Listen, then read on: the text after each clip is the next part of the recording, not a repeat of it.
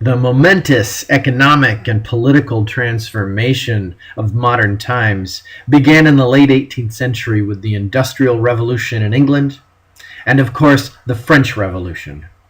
Until about 1815, these economic and political revolutions were separate, involving different countries and activities and proceeding at different paces.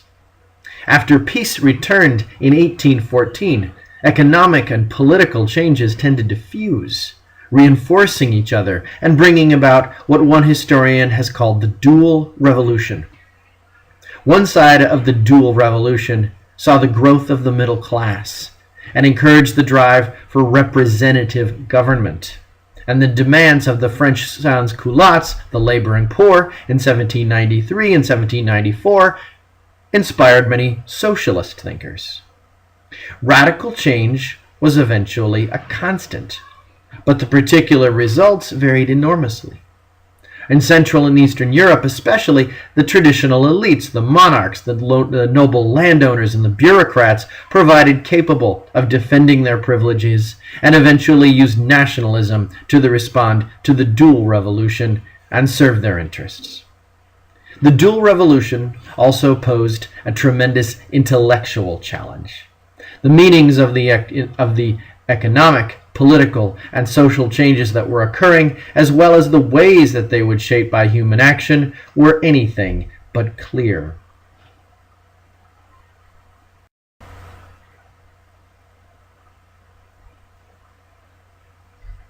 If we recall, wherever Napoleon's armies went, they carried with them the values of the Enlightenment.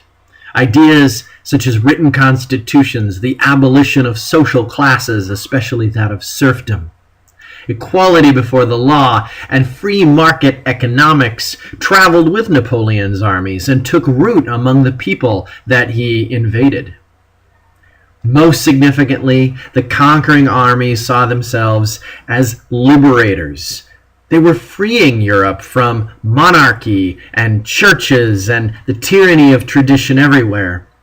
And they imposed the liberating Napoleonic Code wherever they went. To illustrate, let's look at a quote from Napoleon to his troops in 1796. He says, "Friends, I promise you this conquest, but there is one condition you must swear to fulfill: to respect the people whom you liberate, to repress the horrible pillaging committed by the scoundrels incited by our enemies. Otherwise, you would not be the liberators of the people, you would be their scourge. Plunderers will be shot without mercy. Already several have been. Peoples of Italy, the French army comes to break your chains. The French people is the friend of all peoples. Approach it with confidence. Your property, your religion, and your customs will be respected. We are waging war as generous enemies, and we wish only to crush the tyrants who enslave you." So clearly Napoleon sees his armies as a force of liberation, bringing enlightenment, not conquest and oppression. And so we see, despite the fact that it came on the point of a bayonet, the Napoleonic Code took root in all of the countries that Napoleon's armies marched through. And many of them adopted that code as the basis of their own law, and many more continued to look to the Napoleonic Code as the inspiration or the basis of their own law codes. The French Revolution set in motion two very different ideas about how the enlightened or the ideal society should be run. Historians call this the dual revolution. On the one side, I want you to think about the bourgeoisie, the middle class, the enterprising capitalists. What did they want out of the French Revolution? Well, they wanted limited government, they wanted written constitutions, they wanted a constitutional monarch, and the deal breaker for them was the economic part. They want free markets, they want laissez-faire. Now, the other side of the dual revolution, I want you to think about the working class. Think about the urban working class. They also want written constitutions. Now, they want the democratic side to go a lot further. They want universal male suffrage, and this is where they're going to really part company with the bourgeois. They want a well-regulated, sometimes even a socialist marketplace or market or economy. So obviously these guys are not going to get along. They are born of the same French Revolution, but they are antagonistic and antithetical with each other.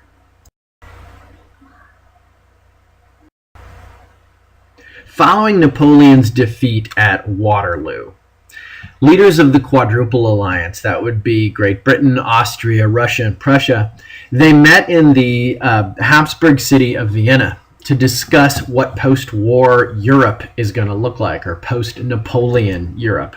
Their goal was to nail Napoleon's coffin shut and don't let his ghost out ever again. So they really want to turn the clock back on the French Revolution and all of its consequences. So in other words, they want to defeat the intellectual and military forces of liberalism. This is what we're going to call the intellectual and the economic effects of the French Revolution, liberalism. So think of the 19th century political spectrum. On the right, you've got the monarchists, the conservatives, we'll call them. They want to rule by tradition. They favor strong or hereditary monarchies or absolutist regimes or divine right monarchs. They favor mercantilist economies or state-directed economics. And of course, they like state-supported churches. They don't like for religious freedom, and they like censorship. They like the state-controlled press. So they essentially don't want things to change. They want to turn the clock back on the Enlightenment and on the French Revolution. On the other side of that, you have what we call liberals. These are not my words. These are not words that I am yanking out of the present and applying to the past. This is what they are known as. In fact, the very first time that people start using conservatives and liberals in a political sense is at the Conference of Vienna around 1715, 1716.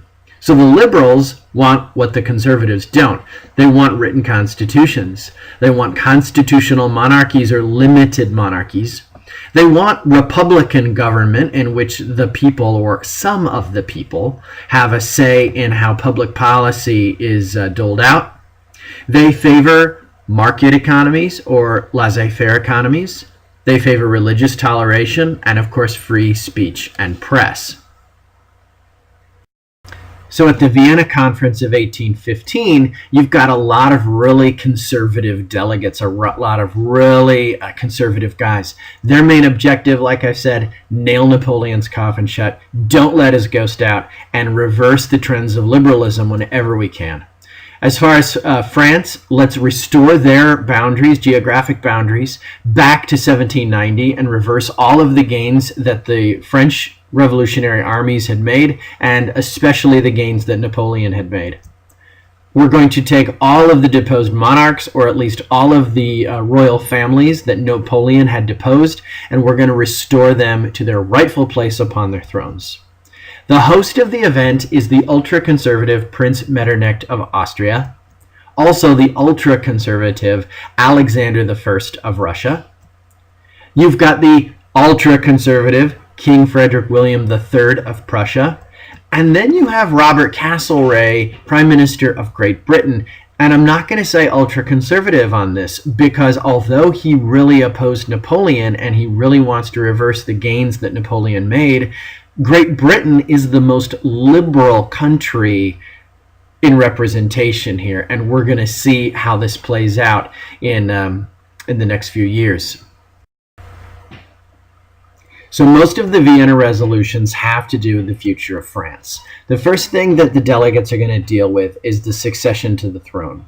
We're not going to let those Bonapartes rule France anymore. And so what we're going to do, say the delegates at Vienna, is we're going to put Louis XVIII, the surviving member of the Bourbon dynasty, back on the throne. Now, if you're wondering what happened to Louis XVII, he was the son of Louis XVI, who was beheaded by the revolutionaries during the Reign of Terror, and they never did behead Louis XVII. Instead, he was a boy, and they locked him up in a room somewhere, and he basically died of neglect. It was a very sad story. So we're not going to have Louis XVII to rule. We're going to go pull out of mothballs Louis XVIII and put him on the throne of France. We're also going to fortify, and that means militarily fortify, the states on France's border so that France cannot try any type of military expansionism ever again. And Metternich is going to call for a holy alliance of nations that will immediately join together and put down France militarily should Napoleon ever escape from his coffin. And of course, I mean metaphorically. Should the forces of liberalism or France ever rise again and attempt to take over Europe or disrupt the status quo, the balance of power, the Holy Alliance will come out and put them down. Metternich says, when Paris sneezes, Europe catches cold, and he's going to do his best to keep Paris from sneezing ever again. So if you recall, this is Europe in 1812. This is at the height of Napoleon's empire. So let's take a closer look at how the Vienna Conference rearranged European geography to ensure that France will never rise to its former position again. Obviously, the first thing we're going to do is restore France to its 1790 borders. Secondly, Belgium and Holland are going to receive permission from the Vienna Conference to enlarge their monarchies and so that they can oppose France more effectively should France try anything on their borders. Thirdly, England is going to take possession of French colonies, thereby depleting France of many of its resources from which it could use to wage war. Fourth, Prussia, on France's eastern border, is going to gain territory from France and is going to be known as the Sentinel on the Rhine. Russia is probably, next to Austria, the nation most capable of countering a French threat should they ever rise up again. Russia is going to reclaim the Kingdom of Poland and extend her borders further westward, and Austria is going to expand into Lombardy and northern Italy. All of these moves are calculated to basically put military presences all around France so that France cannot try anything on any of its borders ever.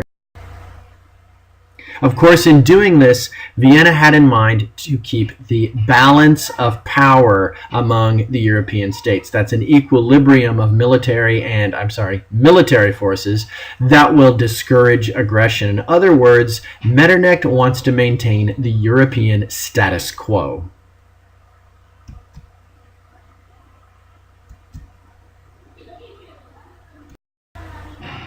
Militarily, Austria, Russia, and Prussia are going to join together in what Metternich calls the Holy Alliance. The Holy Alliance agrees on several things. One, we hate constitutional government. We like monarchies or absolutist regimes.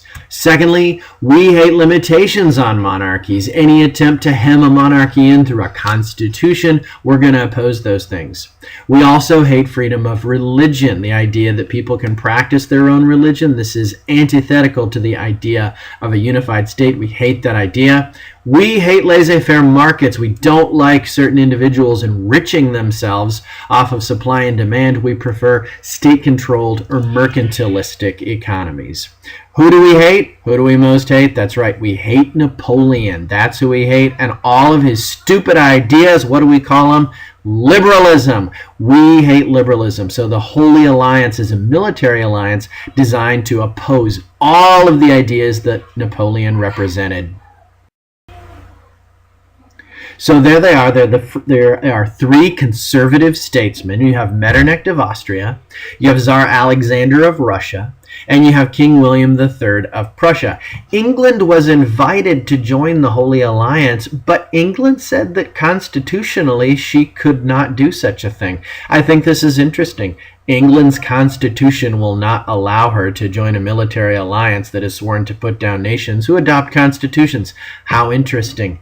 Their one goal, of course, is to uphold the divine right theory.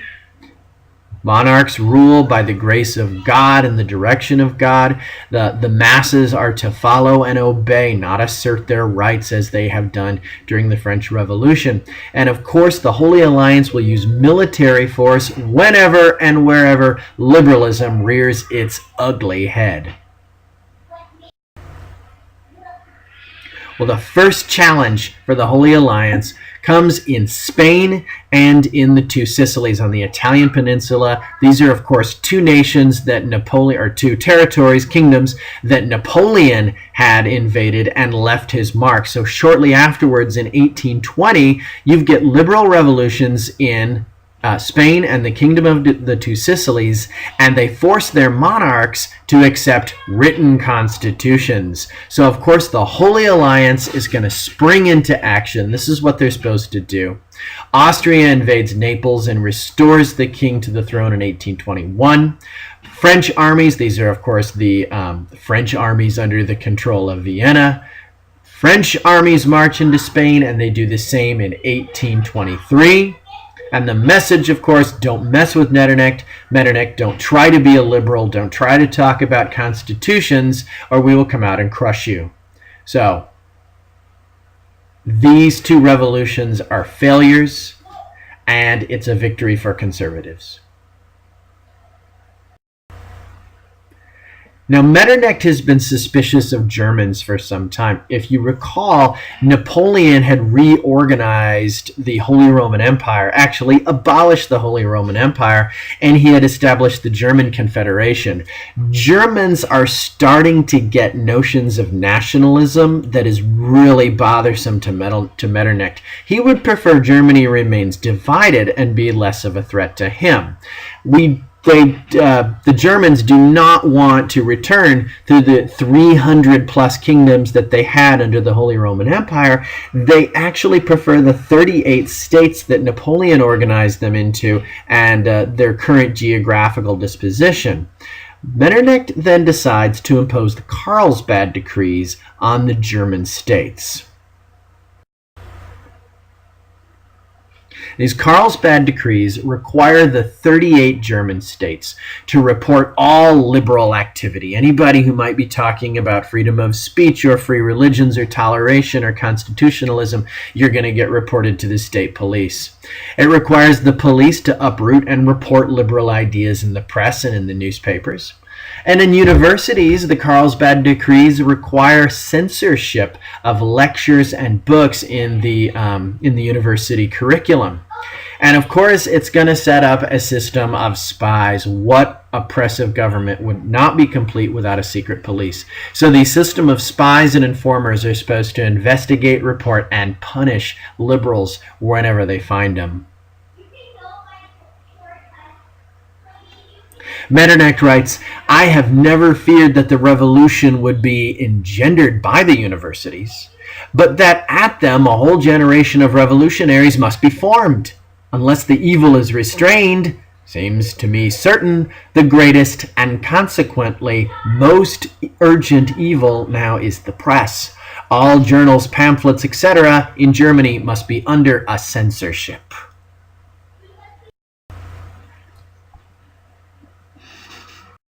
So we have Napoleon to thank for not only the dual revolution, but all of the ideas with which the dual revolution is most associated. The first of these, of course, we've been talking about liberalism.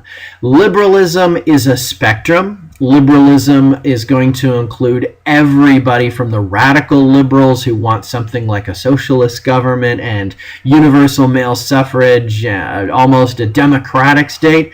And then liberalism is also going to include the middle class who really turn their noses at democracy and want to extend the vote only to new types of property owners, and that would be the industrial middle class. But your basic definition is this. It's the overarching concept in which all the others are going to share, all the other ideas we're going to look at.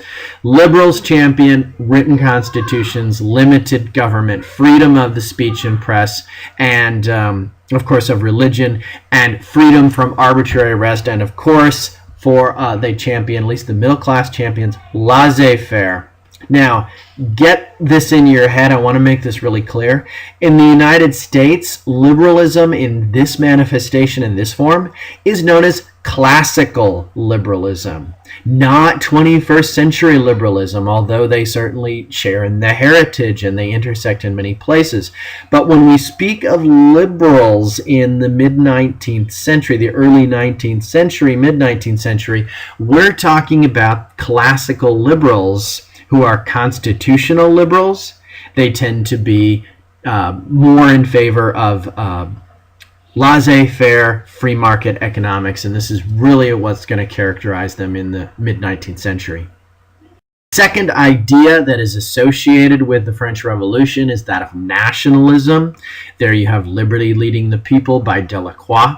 Nationalism is the idea that each people have their own genius and their own specific unity, which manifests in a common language and history. Hence, ethnic nations, according to this logic, should also be political entities. So if you have a group of people and they happen to share a history and a language and a culture, they should be a country, according to this theory. Giuseppe Mazzini, who's an Italian nationalist, puts it best. He says, without country, you have neither name, token, voice, nor rights, nor admission as brothers into the fellowship of peoples. You are the bastards of humanity, soldiers without a banner, Israelites among the nations. You will find neither faith nor protection. Do not beguile yourselves with the hope of emancipation from unjust social conditions if you do not first conquer a country for yourselves. The next idea let loose by Napoleon, of course, is one we're getting to know very well now. That's laissez-faire. It's economic liberalism, and we remember Adam Smith there, his picture to the right. An economic liberal believes in unrestricted private enterprise and little or no government interference in the economy. And this is the doctrine of the bourgeoisie of the French Revolution, and the earlier phase of the French Revolution, before the radicals took over and started using the sans-culottes for their political ends. And this is going to be the core doctrine of the emerging middle class that we're going to talk about. So the next idea then is totally antithetical to laissez-faire, and that's socialism. And you're thinking, how did these two ideas both come out of the French Revolution? Well, they did. They were popularized by the French Revolution, one by the middle class, the bourgeoisie, who championed the first phase, and then the working class, who championed the second phase, the sans-culottes. So socialism, at this point in about 1816, 1815, we don't want to associate socialism with Marxism. Marxism is going to become the dominant strain of socialism, but not all socialists are Marxist. In fact, in 1815, nobody knows who Marx is. Marx will not write his Communist Manifesto until 1848. So, what is socialism? It's a spectrum of ideas. There's not one single socialist idea, but it's best described at this point as a backlash against the emergence of individualism and the fragmentation of the family and society, cooperation, they champion cooperation, economic planning, and state regulation of property. Now, remember, this is the doctrine that is most associated with the sans-culottes during the French Revolution. And along with laissez-faire, it is also a product of liberalism, although antithetical. So I know it's kind of confusing, but the French Revolution, because it had so many different people controlling so many different aspects of it, it unleashed, gave birth to, set in motion many different strains of thought.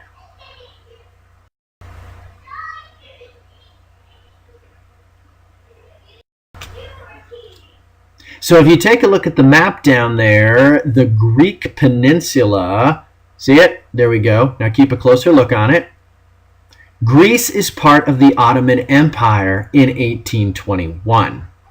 The Greeks, though, are not really going to identify, for the most part, with the larger Muslim majority within the empire. They are Greek-speaking Orthodox Christians. That's Orthodox or Eastern Orthodox Christians, and they're not Protestants and they're not Roman Catholics, and they're certainly not Muslims.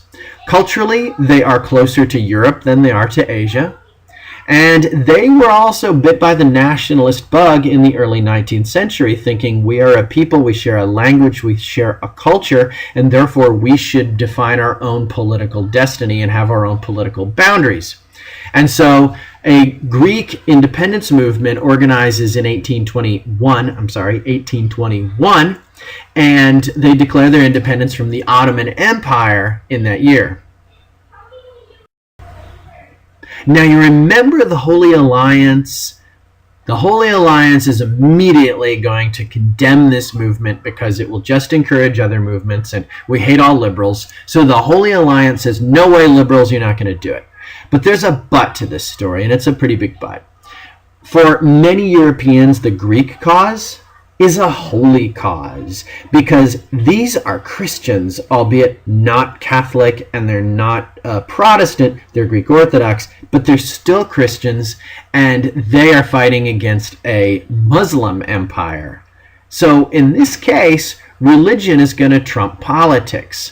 And a lot of romantics, we'll talk about what a romantic is, but a lot of poets and writers are going to become enamored with the idea of a liberated Greece. And one of them is going to be Lord Byron, who's actually going to give up his cushy lifestyle and go and fight in the Greek Revolution. He writes, "The mountains look on Marathon, and Marathon looks on the sea. And musing there an hour alone, I dreamed that Greece might still be free. For standing on the Persian's grave, I could not deem myself a slave." And so the Greek Revolution is on. And rather than fighting the Ottomans on their own, both the British, the French, and the Russians are all going to come to the aid of the Greek independence movement. And they're going to be successful, winning Greek their independence in 1827. But, remember, these are rather conservative nations, and we really fear independence movements of any kind. And so Greece is going to be a Russian protectorate, and we're going to put a German prince on the throne as king. So we're not going to end up with a democratic revolution. An independence movement, yes. A democratic movement, no. So it's a semi-win for the liberals. Now, when we turn to Britain, we see that Britain actually has the most liberal system in Europe, but it's hardly democratic. We recall that the Glorious Revolution had put a lot of restrictions on the king in favor of Parliament, and Great Britain has the most limited monarchy of the conservative powers. So still, the large landowners still dominate England, and just 8% of the population is represented in Parliament, and that 8% are going to be the wealthy nobles. And so even though Great Britain is the most liberal, they are far from being what the French Revolution would think of as being liberal. In the wake of the French Revolution and the Vienna Conference, they're going to be especially wary of liberal movements or nationalist movements or movements toward reform. And so their legislation in the wake of the Vienna Conference is decidedly conservative. It's reactionary, in fact, and it's going to be decided in favor of the landowning classes in Parliament and not any of the urban poor. The best example of this is the British Corn Laws, which were passed in the same year as the Vienna Conference in 1815. Now, for corn, I want you to think grain, and that which you use to make bread out of. It prohibits foreign grain from entering the country. And the result is that the wealthy landowners and some of the emerging bourgeoisie are going to get wealthier. Now, this is not very good for poor people who have to work the land, and they pay higher prices for bread. And so their response is to try to oppose this policy peacefully, as you can see through the National Anti-Corn Law League. You can join these groups. It says, "He that withholdeth corn, the people shall curse him." And so you have these groups that are going to try to oppose the corn laws peacefully. And then you're going to have these groups that are going to try to oppose the Corn Laws not so peacefully, and these are going to be the radical strikers demanding workers' rights, death to the middle class, universal suffrage. Some are even crying for socialism. Now, something to note here, the Corn Laws favored the landowning aristocracy and not the poor, and very small numbers of the middle class. But generally speaking, they're going to favor the landowning aristocracy, not the poor, and not the bourgeoisie middle class. And so, thus, while the middle class are going to end up paying the higher prices, they're likewise angered that their class is unfairly discriminated against, especially considering that they have the majority, some of them have the majority of the wealth in the nation. And so it's the middle class that has the resources to raise the loudest voices against the Corn Laws. Now, in response to this, Parliament, which is completely dominated by landowners, passes the very repressive 6 Acts in 1817. First is the Training Prevention Act, which is going to prohibit civilian bodies from training in the use of weapons. Yeah, don't give people who are hungry and upset weapons. That would be a bad idea. Secondly, the Seizure of Arm Acts give JPs and magistrates, justices of the peace, and magistrates the right to search private homes for weapons and seize them and their possessions. Hello, Magna Carta, anyone? Also, the Seditious Meeting Act restricted to the parish level all public meetings that were called to discuss any public grievance or any matter on church and state. So no one get together and make any complaints about any matter about church and state. So in other words, no religion, no politics. What else is there to talk about? Then there's the Blasphemous and Seditious Libels Act, which empowers the state to seek, seize, and confiscate all libelous materials in the possession of the accused. Misdemeanors Act provided the speedier legal machinery so that people could be brought to trial faster, so that we can convict people and put them in jail faster. And lastly, there's the Censorship Act. The Newspaper and Stamp Duties Act increases the taxes on printed matter, including newspapers, periodicals, and pamphlets. So if you want to read anything, you got to have a lot of money in order to pay the taxes. So obviously the 6 acts are aimed at the poor, and obviously the 6 acts are aimed at repressing any kind of mass assembly that would express discontent toward the Corn Laws or just the way things happen to be going in England right now. In response to the 6 acts, workers meet in St. Peter's Square, sometimes called St. Peter's Field, although it's an urban square. St. Peter's Square in Manchester in England in 1819. This is a peaceful revolution, and they are there to petition their government for change. They're protesting the Corn Laws, but a lot of folks that show up have other ideas in their minds as well, such as universal suffrage, for example. The government, on the other hand, on the other side of the French Revolution, as evidenced by this British cartoon, saw only Jacobin frenzy. And when the protesters, just the demonstrators at St. Peter's Field get together, the government says that the revolution is here. It's at our doorstep. Next thing you know, the guillotines will be rolling out. It's almost over. And the police are called out, and 18 of these peaceful protesters are killed, and between 400 and 600 of them are injured.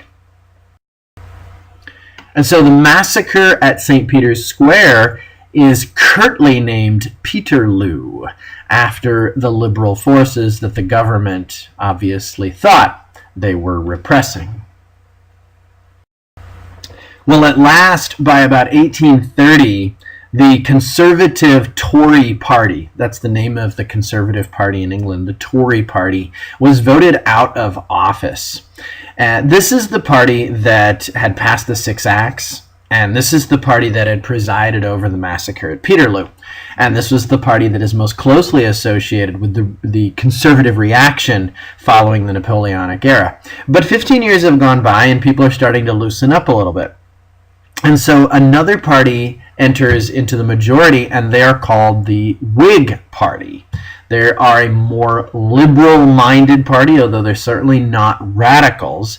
But the liberal Whig Party has a reputation for honest government and being more responsive to middle-class, commercial, and manufacturing interests. So the political winds have shifted a little bit 15 years after Waterloo. The Whigs moved to introduce an act, this is a quote, an act to amend the representation in Parliament of the peoples of England and Wales. And this became popularly known as the Great Reform Bill of 1832. And it would be pretty impressive. The contemplated bill would increase representation in Parliament by 50%.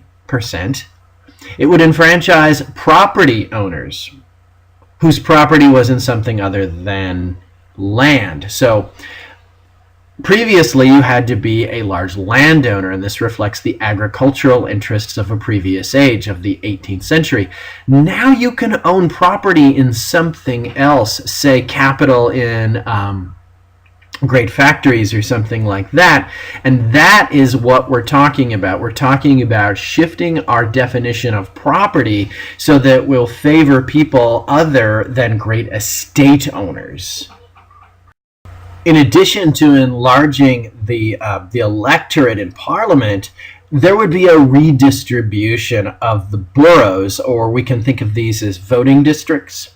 And some of the rotten boroughs, or these voting districts that have long since been abandoned, would be dissolved. See, what you had left over in England was a lot of these old voting boroughs in which all of the wealth and land had been abandoned, and so essentially nobody lives there. But according to the old way of doing things, they would be equally represented as some of the more popular boroughs or districts. And so this is a sense of cleaning up house, and we're going to dissolve these rotten boroughs where nobody lives but one or two old landowners is essentially controlling politics for the area. And so new centers of manufacturing, notice I said manufacturing, would be represented, and those are represented by the dots on the map. So it's a shift, and I want you to note this as you're writing things down. The Great Reform Bill of 1832 is going to expand the electorate to include people whose property is in things other than land.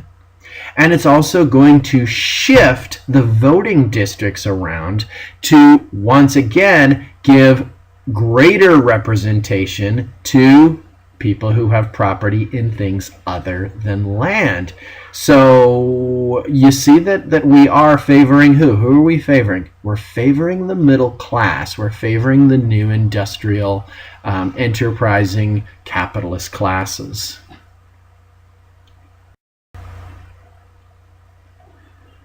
So in other words, middle-class men of substantive wealth are going to get the vote under the Great Reform Bill of 1832. Now watch me. In 1830, 2% of the English population had the vote. That rises to 3% by 1832. 3% of the English population has the vote. Now, don't be too cynical. This was a step. It was a baby step toward a more generally inclusive parliament. They still have a long way to go, but it took them a long time to get there. Now, whoever made this political cartoon did not have a very good opinion of the Great Reform Bill of 1832. If you have a look there, who is on the losing end of the teeter-totter is the clergy and the nobility. And who is it that's weighing down the electorate? It's the new middle class. Look at these people raising up their arms and screaming reform. And who is it wearing reform? Who is it that is directing affairs from the bottom? It's Satan himself. That's right. Satan himself is that upset that now you have 3% of the English population with the vote, and what, maybe 9% of the English population is actually represented in Parliament. This is the work of the devil himself. Liberalism is the work of the devil himself. You write this down and you note these things. This is important.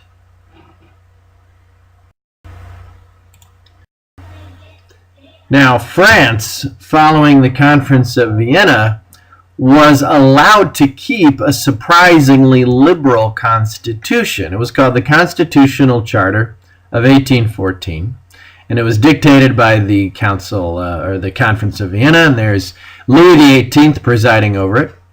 The economic gains of the middle classes are going to be preserved. France is going to get a parliament with an upper house and a lower house, just like Great Britain. And they're going to get relative, although not absolute, artistic and intellectual freedom. So basically, they've got a liberal constitution and a figurehead of a monarch. Now, when Louis XVIII dies, however, in 1824, that sets off another series of events in France that's going to lead to revolution after revolution after revolution. Louis' successor, Charles X, is nowhere near as accommodating as Louis XVIII. He's a pretty conservative guy, and he would like to turn the clock back on the entire revolution and go all the way back to 1788. He immediately sets about stripping the middle class of their voting rights. He imposes censorship on the press, told workers and workers' unions and laissez-faire capitalists alike that they can all go to hell. And at his coronation, he does the most outrageous thing. It's a 6-hour-long event, a full Catholic Mass, with all of the old trappings and all of the old pageantry, because Charles X loves this stuff. And then he utters the unimaginable. I rule by divine right. Now, this is not something you want to tell to liberally minded France. This proclamation sets off in 1830 what's known as the July Revolution. For 3 glorious days, this is how it's recalled, riots broke out, led by the middle class and joined by the working class, both partners in the dual revolution. For 3 days, citizens sieged the capital, demanding a return to the ideals of the revolution. Charles X was so unpopular and had so little support that he fled the country, never to return again. The revolutionaries accepted Charles's cousin, Louis Philippe, who promised, with his fingers crossed behind his back, to rule as King of the French people. Now, at this point, I want you to take a look at the short YouTube video over Liberty Leading the People by Delacroix and respond to the questions that I have.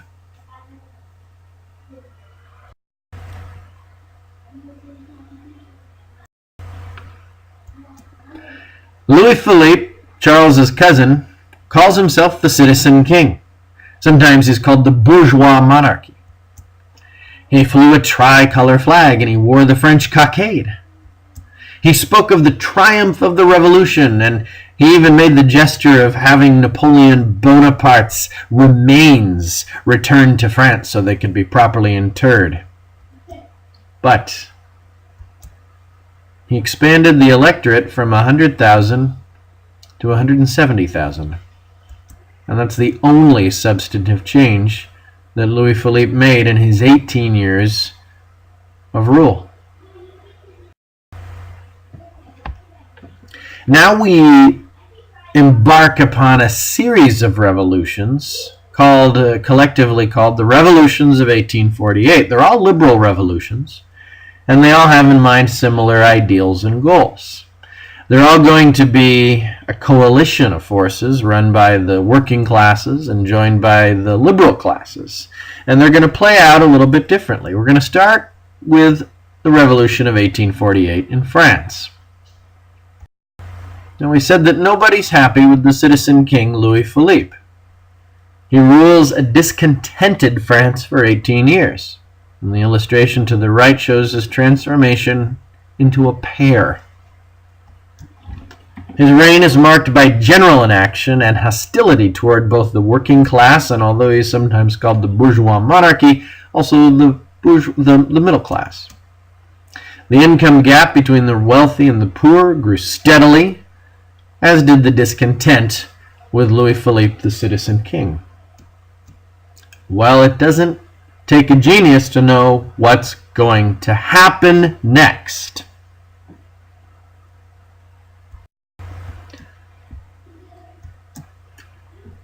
You know Alexis de Tocqueville for his famous writing Democracy in America. Well, he was also one of the leading revolutionaries in the Revolution of 1848. He writes on January 29, "I am told that there is no danger because there are no riots. I am told that because there is no visible disorder on the surface of society, there is no revolution at hand. This, gentlemen, is my profound conviction. I believe that we are at this moment sleeping on a volcano. I am profoundly convinced of it. Think, gentlemen, of the old, that is, pre-1789, monarchy. It was stronger than you are, stronger in its origin. It was able to lean more than you do upon ancient customs, ancient habits, ancient beliefs. It was stronger than you are, and yet it has fallen to dust. Do you not feel, what shall I say, as it were a gale of revolution in the air? Keep the laws as they are if you wish. I think you would be very wrong to do so, but keep them. Keep the men too, if it gives you any pleasure. I raise no objection so far as I am concerned, but in God's name change the spirit of the government, for, I repeat, that spirit will lead you to the abyss." What breaks out in the streets of Paris is known as the February Revolution of 1848. It's a coalition of working class and middle class forces discontented with the general inaction and indifference of Louis Philippe, the citizen king. Workers, intellectuals, students, versus the French police.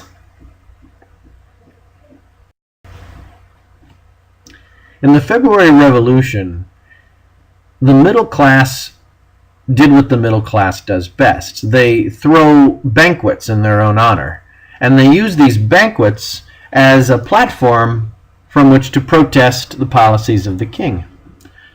Well, the king gets wind of this, and he quickly bans the Paris banquet. He's not going to have these middle-class so-and-sos denouncing him. And then he sends out the troops. And the troops end up firing on these peaceful banqueters, protest/banqueters. And so, of course, the barricades are erected once again, the looting happens again, the National Guard, which has been politically disenfranchised, defects to the radicals. And then what you have is King Louis the Philippe, just like Charles X, lost control of Paris, and he abdicates the throne on February 24, 1848, thus ending his 18 years on the throne of France. And look at this. Success! The two forces of the dual revolution have joined forces, and they have overthrown an unpopular king, and they are getting ready to proclaim the Second French Republic. And they quick to get to work, and they write what's known as the Constitution of 1848, and it's a very liberal document. Universal male suffrage, abolition of slavery, abolition of the death penalty, and the establishment of the 10-hour workday. Oh, and laissez-faire. We're all going to have laissez-faire. And wait a minute, says the working class. We're going to have complete laissez-faire? What about the working man? And the middle class says, yeah. Didn't you know that? We had a laissez-faire. We were going to have a laissez-faire government, a laissez-faire economy. Oh. Now, this disagreement about the economy was present at the beginning, and it certainly follows its way into the new provisional government formed in 1848. And the provisional government attempts to accommodate both sides by appointing people to represent both ends of the dual revolution. For example, Louis Blanc is the socialist. He would like to see greater government oversight of the economy and the economy providing employment for people. And then you have the moderate liberal, Alphonse Lamartine, who is more of a middle-class capitalist, and while he's perhaps not completely laissez-faire, certainly does not want to see a socialist government presiding over the French economy. So their two positions are made clear. Louis Blanc, the socialist, and Alphonse Lamartine, the moderate liberal, championing more of a laissez-faire government. And the compromise that the provisional government comes to is called national workshops. And these are going to be essential, they're really kind of like New Deal-ish programs. Workshops where the major industries of the nation are going to be set up in times of economic distress. And 1848 is a time of economic distress. And what it will do is it will put government money into running these things so that people will have work to do when the economy goes south. Now, the problem with Blanc's workshops, as we shall see, is that the more moderate folks refused to fund them. They agreed to them in principle, but then refused to fund them. So the national workshops are centralized, state-owned manufacturing establishments where these workers are going to be guaranteed work. But there isn't any real work for the workers to do because the moderates sought to defund them and thereby reduce them to pointlessness and force the workers back out onto the free market. So they approved of it, but then they won't give it any money, and so it's not going to have enough to do. But the economy is not very good in 1848. They become jam-packed with thousands of discontented workers, fermenting still more in agitation. They have 10,000 people to serve by March and 120,000 people to serve by June. Blanc's workshops, who knows if they had been a success if the programs had not been underfunded by the liberals.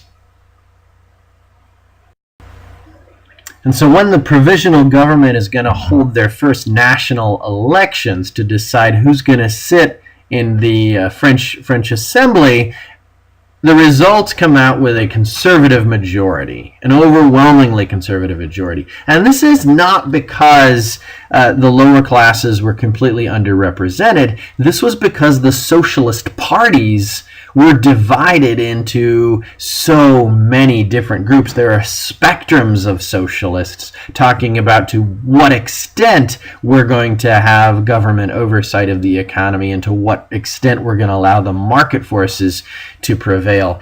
And so you're thinking about third parties in America, the way they often ruin it for the party that they're the closest to. You know, you think about Ralph Nader often ruining it for the Democratic Party. The socialist parties essentially did themselves in because they themselves could not form a single socialist party to oppose the conservative groups.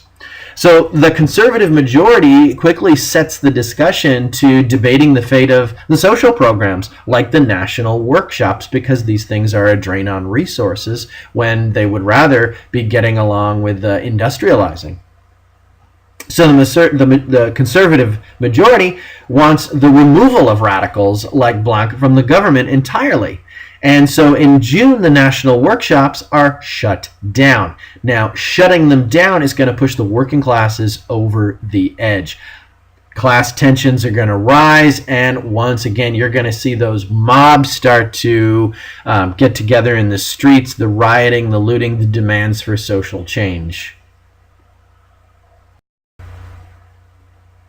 So once again, it's to the barricades. The worker groups rise up in Paris in insurrection against the middle classes that they say have betrayed the revolution.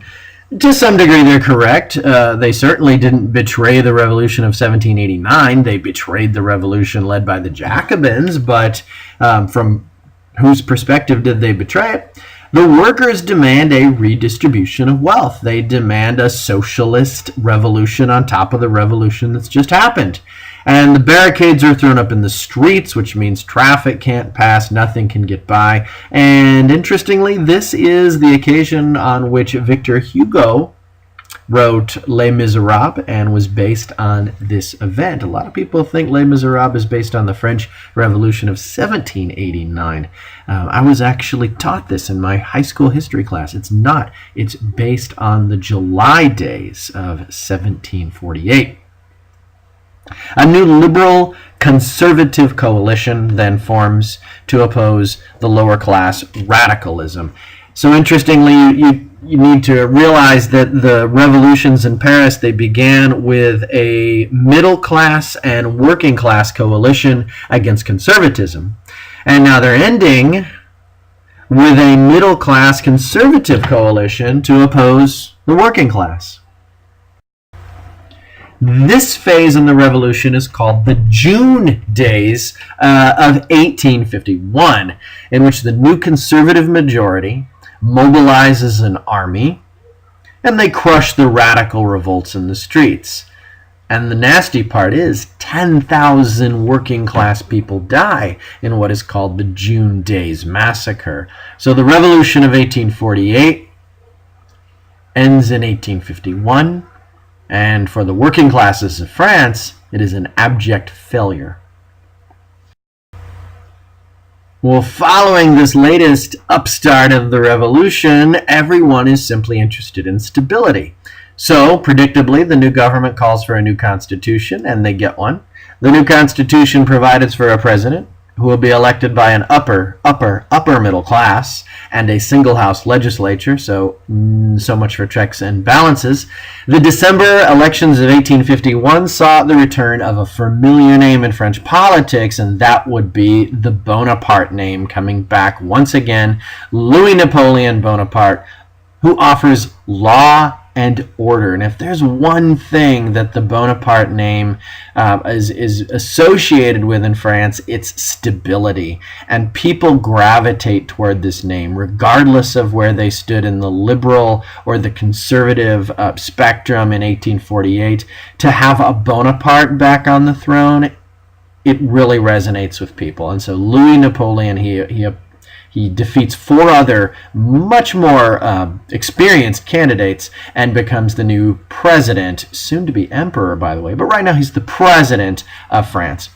It's a landslide victory among conservatives and the upper middle class. But hey, what does that mean? Because who else is really voting right now, right? So that's Louis Napoleon. And he's soon to be Emperor Louis Napoleon. And France's story is to be continued when we get to the age of nationalism.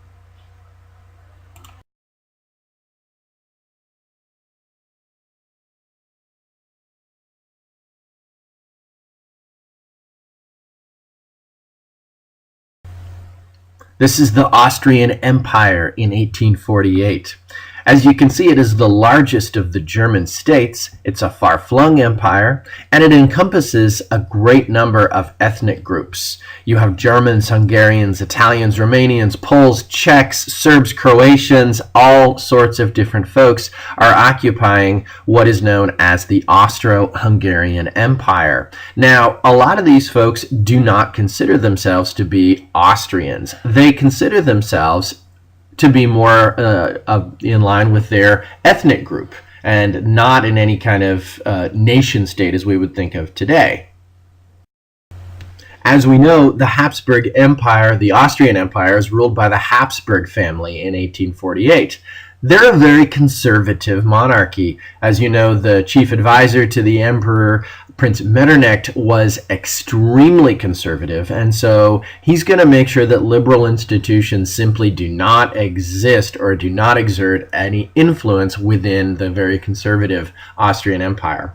As we pointed out, they are the most culturally and one could say ethnically or racially heterogeneous empire within Central Europe, within Europe. In fact, you've got all sorts of different ethnic groups that all identify not as Austrians, but as Croats or Serbs or Magyars.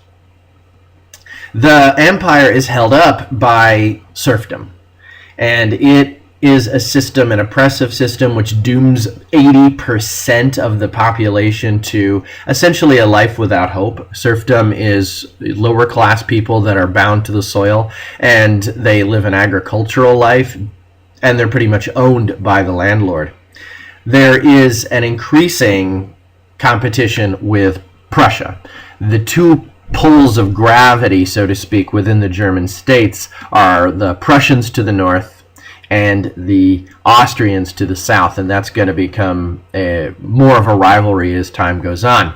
So the the Austrian Empire is vulnerable to revolutionary changes, and I think the factor that makes it so vulnerable more than anything else is the fact that it's so culturally and racially or ethnically heterogeneous. They're not all identifying as Austrians or as Habsburgs or anything like that. So the forces of nationalism are such a threat to Metternich and to the ruling family, the Habsburgs family, is because if the theory is true and a person's cultural or historical or linguistic associations entitle them to a political boundary of the same, then anybody simply declaring themselves a nation all over the empire would then be entitled to their own political self-determination. And as we know, that would.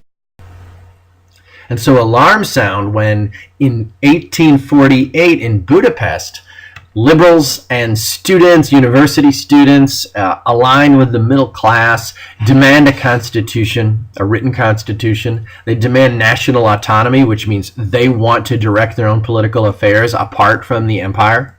And they demand things such as universal male suffrage, which does not exist anywhere in the Austro-Hungarian Empire. Of course, Prince Metternich is going to look at this and he's going to say, no, these liberal ideas, they have to be put down. And of course, revolutionary groups backing their friends in Budapest, revolutionary groups in Vienna, throw up the barracks and they shut down the government. Now we have a real crisis. Well, you would expect Emperor Ferdinand I to send out the troops and put it down, just as we had done with the Holy Alliance in 1821. But Emperor Ferdinand looks at this and goes, oh, well, okay, maybe you're on to something here. And he makes the remarkable and astounding move to promise them a liberal constitution, and he says he's going to look at more liberal reforms. So Emperor Ferdinand I throws his lot with the revolutionaries to some degree and says, we're going to have a look at what you want. And Metternich is now not welcome in the country, and he has to flee because now the liberals and the students are apparently on the side of Ferdinand I, and so Metternich's time is over. Now here are the Austrian students in Vienna forming a militia in 1848, preparing to go to battle against the supposedly conservative forces that are against them. Of course, how do you go to battle? How do you wage war against something as large as the Austrian Empire? You need foot soldiers, and that would be the peasantry.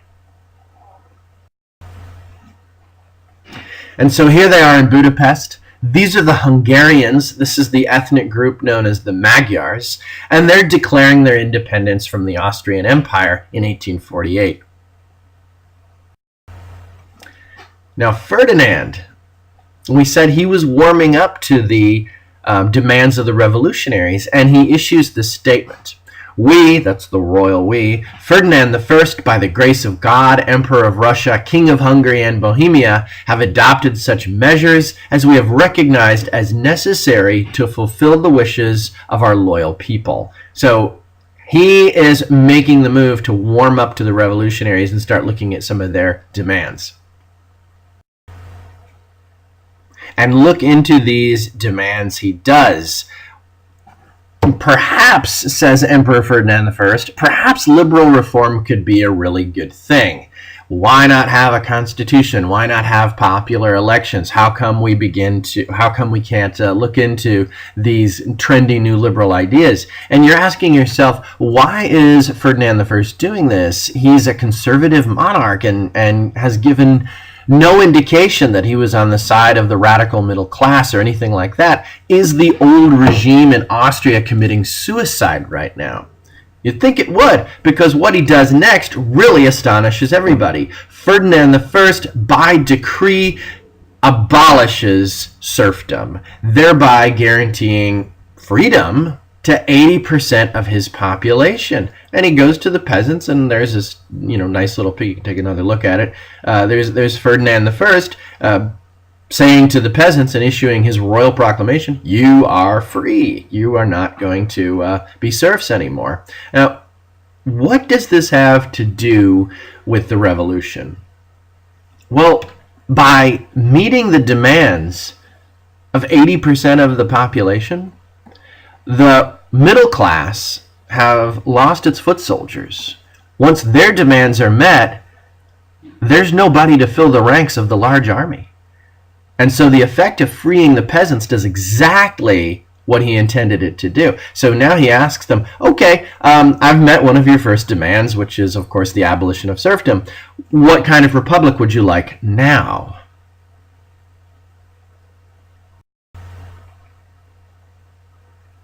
Well, Hungary, which had led the revolution, says, well, we should have a unified and centralized Hungarian-led nation. So the center of gravity should shift from Vienna to Budapest. Now, not everybody in the empire is Hungarian, of course. So minority groups, such as the Croats, they say, wait a minute. What about minority rights? The Serbs say the same thing. The Slovaks say the same thing. The Poles, to the Germans to some extent. All of these folks are saying, wait a minute. Why should the center of gravity shift to Hungary? Why should the Magyars get to dominate our new nation?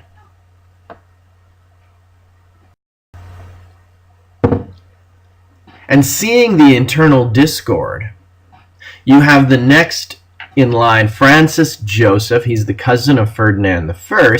He now rallies the nobility to his side. And the nobility had been horrified by what had been going on. All of a sudden, all of our serfs are going to be freed, and we're going to start talking about all these liberal reforms and constitutions. And so to the nobility, to the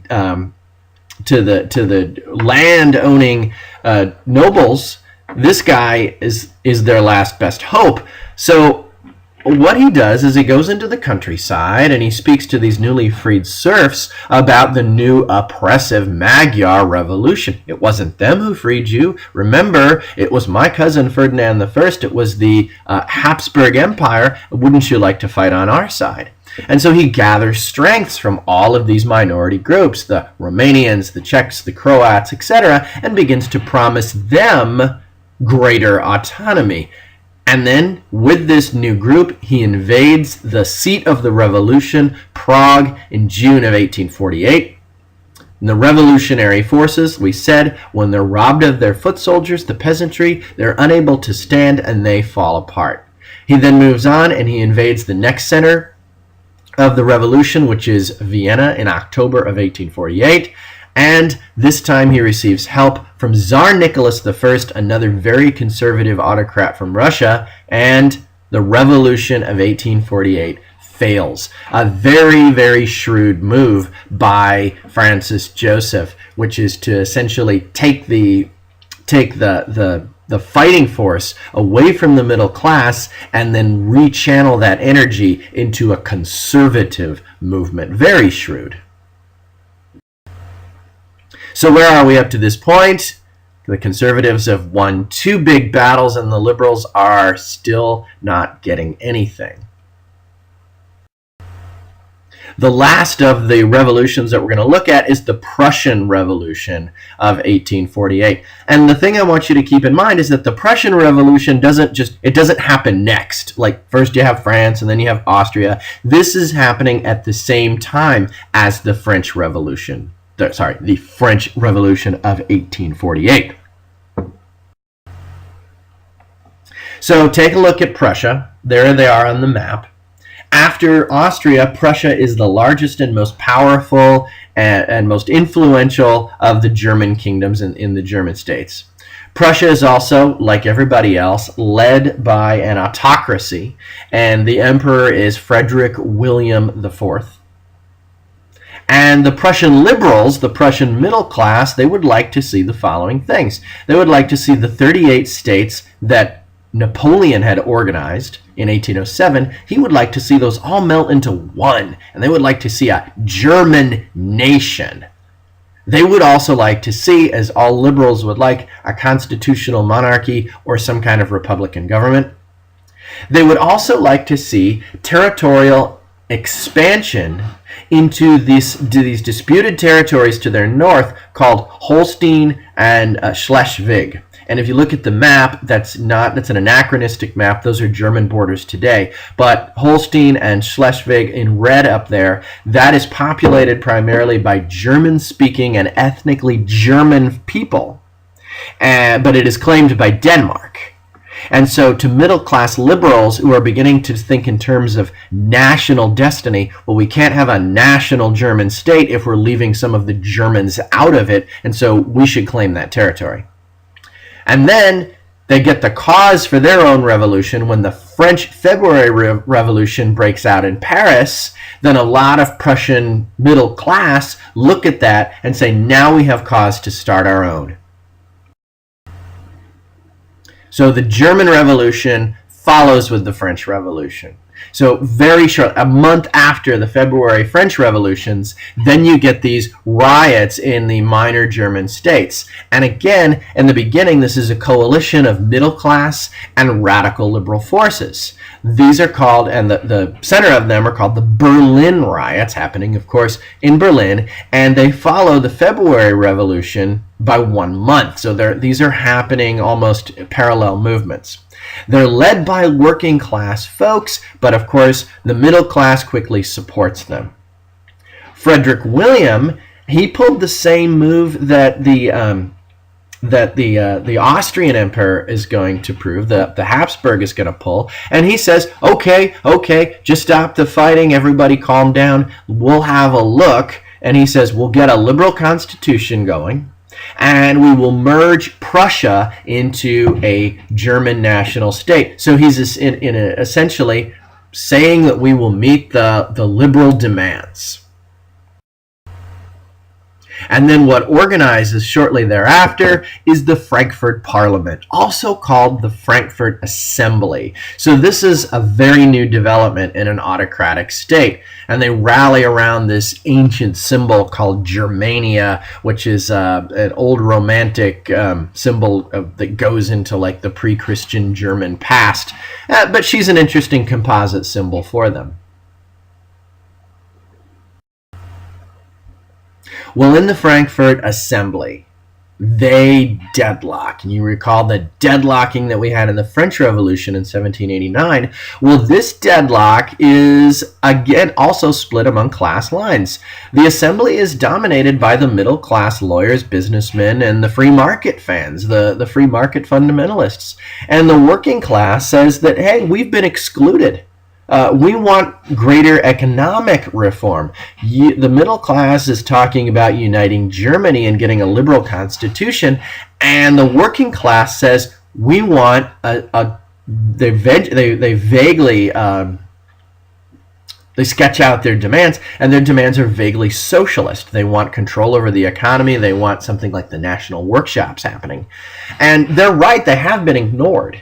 The conversation drifts from reform to unification, and the middle-class liberals stop talking about meeting the demands of the workers and establishing workshops and doing those things, and they start talking about this issue that doesn't make a lot of sense if you're a working man, and that's the Holstein and the Schleswig issue, the unification issue. And somebody suggests that in order to unify the country, we should start a war with Denmark.